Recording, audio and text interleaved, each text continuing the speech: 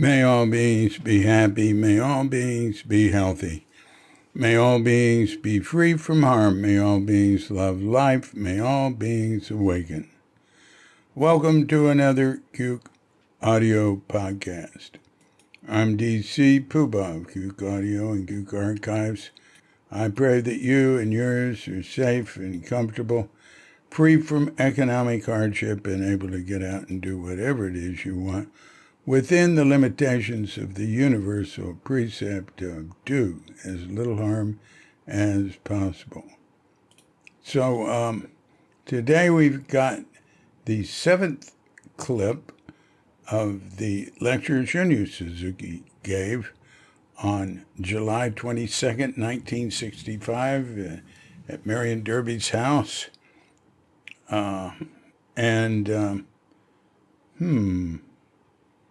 I just wanted to look at something here. Oh, I've been saying this is an evening lecture. It's not. It's a morning lecture.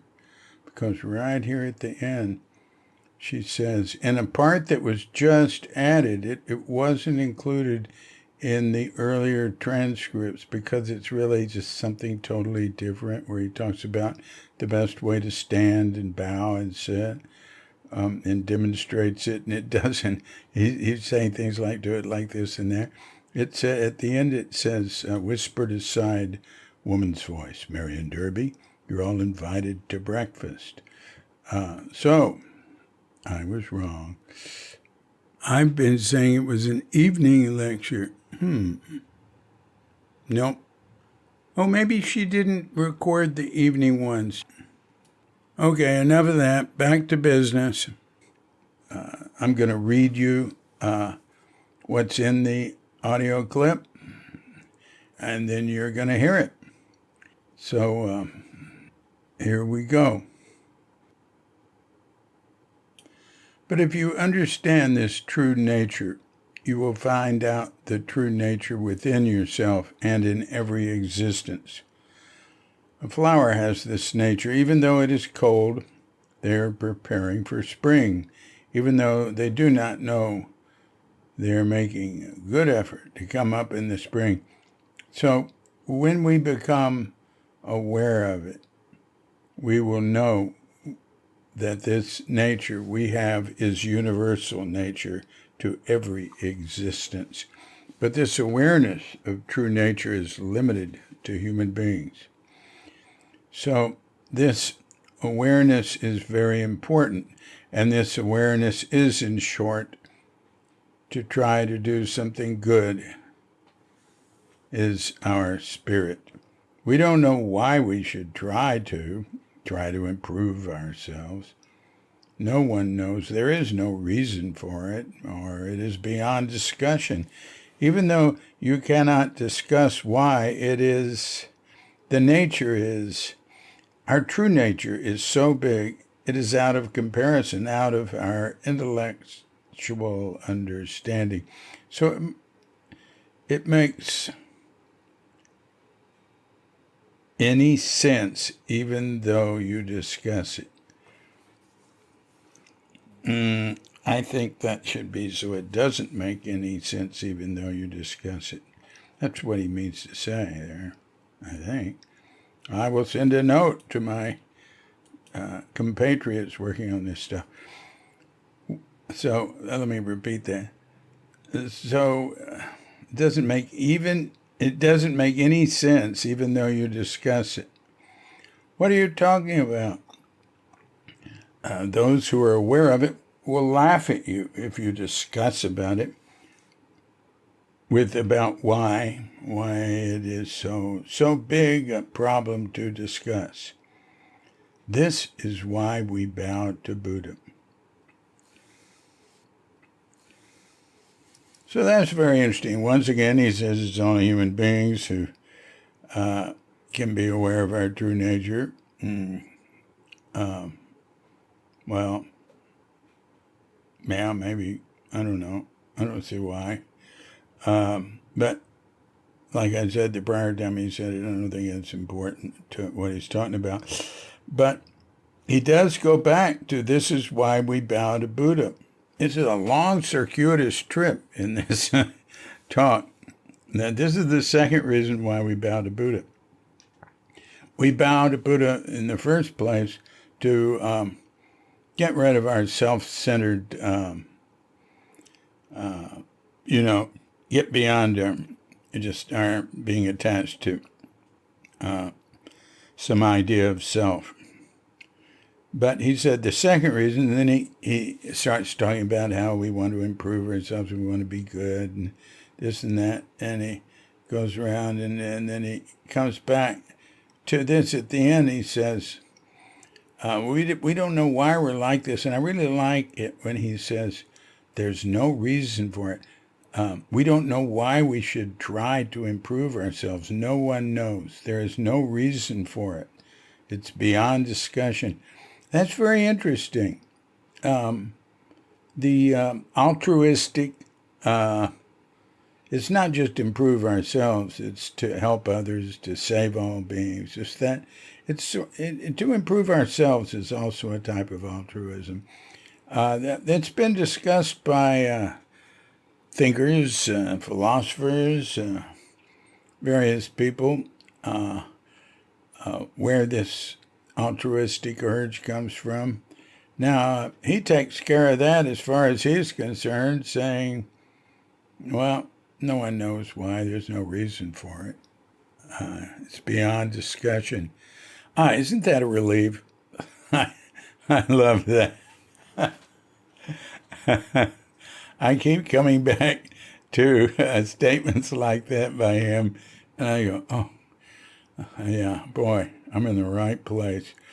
And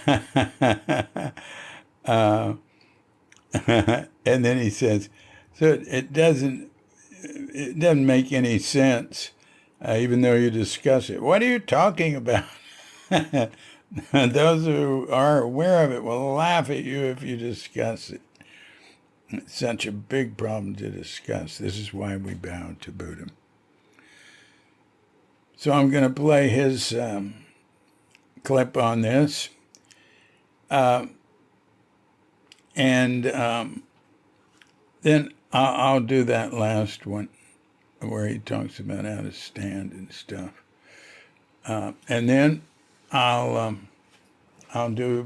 read the whole thing, and you'll hear the whole thing next week.